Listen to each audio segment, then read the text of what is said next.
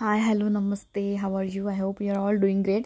तर yes, I went Pune आणि then मला सडनली मी प्लॅन बनवला की मला विजिट करायचं आहे भीमाशंकरला. As per that I went there. तर येस, त्या दिवशी गणेश चतुर्थी होती आणि श्रावण मासाची सुरुवात. तर येस, त्याचं औचित्य साधून आय एम लकी की मी त्या दिवशी तिथे गेली आणि सडनली मी भीमाशंकरला पोहोचले. तर ऑब्व्हियसली मी लहान होते तेव्हा गेली होती, तर मी खूप वर्षानंतर आता तिथं व्हिजिट केलं. तर yes, I enjoy lot while travelling. तर खूप मध्ये पाऊस होता, मध्ये खूपच पाऊस होता आणि मध्येच नव्हता. आणि फॉग तर विचारायचंच नाही, फॉगमध्ये काही दिसतच नव्हतं. मग जेवढं मला कॅप्चर करता आलं तेवढं मी केलं आणि obviously I enjoy with nature. आणि मग तिथं पोहोचले. आता ऑब्व्हियसली तिथं आम्ही सगळे रेनकोट घालून घालून फिरत होते. ऑब्व्हियसली आम्हाला जादू बनावं लागलं. जादू बनवून आम्ही तिकडे फिरत होते, कारण की पाऊसच एवढा होता. तर सगळं सामान वगैरे घेऊन, बॅग वगैरे घेऊन आम्हाला कॅरी करावं लागली. तर येस, सगळे तिथं म्हणजे एवढ्या पावसात पण खूप सारे लोक तिथं व्हिजिट केलेले होते. तर याचा खूप छान आणि येस, खूप सारे बदल तिथं मी बघितले. कारण की मी लहान होते तेव्हा डायरेक्टली गेलेली, एवढं काही बिल्डअप नव्हतं तिथं केलेलं. तर ऑब्व्हियसली आता खूप छान तिथं मस्त सर्विस आहे आणि तुम्हाला म्हणजे मध्ये जायला पण छान पायऱ्या वगैरे आहेत. तर येस, आणि आमचं दर्शनही खूप छान मस्त झालं. तर भारतातील 12 ज्योतिर्लिंगांपैकी 6वं ज्योतिर्लिंग म्हणजे भीमाशंकर. भगवान शंकरांचे धार्मिक स्थळ म्हणून प्रसिद्ध आहे. भीमाशंकर पुणे जिल्ह्याच्या खेड तालुक्यात आहे. तर हे भारतातील 12 ज्योतिर्लिंगांपैकी एक आहे. या ज्योतिर्लिंगांमधून पश्चिमी महाराष्ट्रातील प्रमुख नद्यांपैकी एक अशी भीमा नदी उगम पावते. भीमाशंकर हे ठिकाण सह्याद्रीच्या प्रमुख रांगेत असून अतिशय घनदाट अरण्याने ते वेढलेले आहे.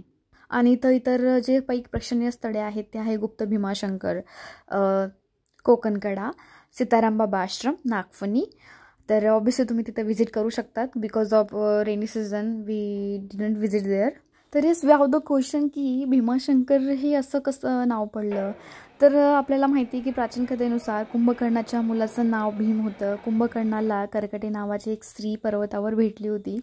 तिला पाहून कुंभकर्ण त्याच्यावर मोहित झाला आणि कालांतराने त्या दोघांचं लग्न झालं. पण कुंभकर्ण लंकेत निघून गेला लग्नानंतर, परंतु त्याची पत्नी कर्कटी तेच राहिली. काही काळानंतर कर्कटिकाला भीम नावाचा एक मुलगा झाला. मग रामायण युद्धात श्रीरामाने कुंभकर्णाचा वध केल्यानंतर कर्कटिकीने मुलाला देवतांपासून दूर ठेवण्याचा निर्णय केला होता.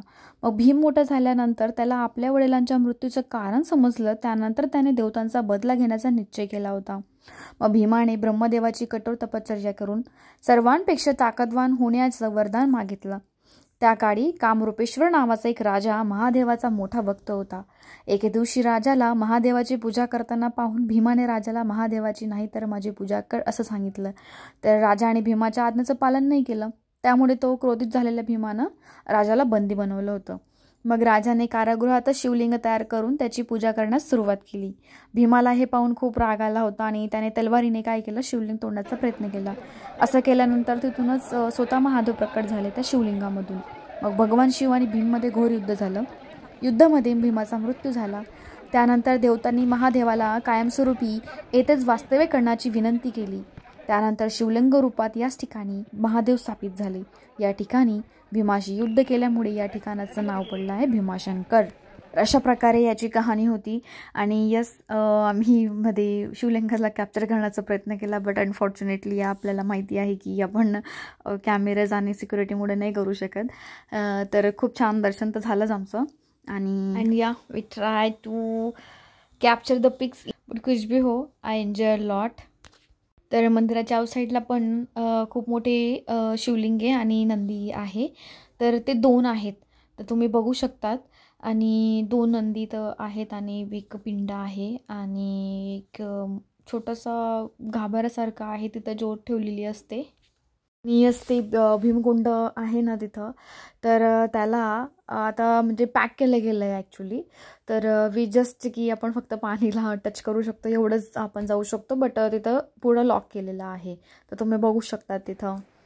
म्हणजे पहिले ग्रिल्स वगैरे नव्हते, बट आता त्यांनी लावलेलं आहे. तर जेव्हा आपण एक्झिट करतो तर तिथं श्रीरामांचं मंदिर आहे. तर आम्ही गणपतीचं पण मंदिर आहे तिथं आणि एक देवी माता पण आहे.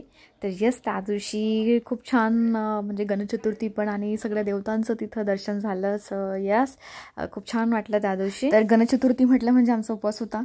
तर येस म्हणजे ना पाण्याची तहान लागली ना भूक लागली तितका वेळमध्ये आम्ही मॉर्निंगपासून निघालो होतो. बट सडनली तिथं मस्त कॉर्न पाहिले, छान छान चणे पाहिले. तर obviously everybody like to eat in rainy season. तर येस मला पण इच्छा झाली, बट मी नाही खाऊ शकलो. सर आम्ही मूगफली खाल्ली म्हणजे ऑब्विसली. तर खूप छान होता actually experience. You should have to visit once there. Visit करायला पाहिजे ॲक्च्युली अशा काही प्लेसेसवरती. You will feel amazing after that. So like this I have the short tour. Thank you. Bye. See you in a next video.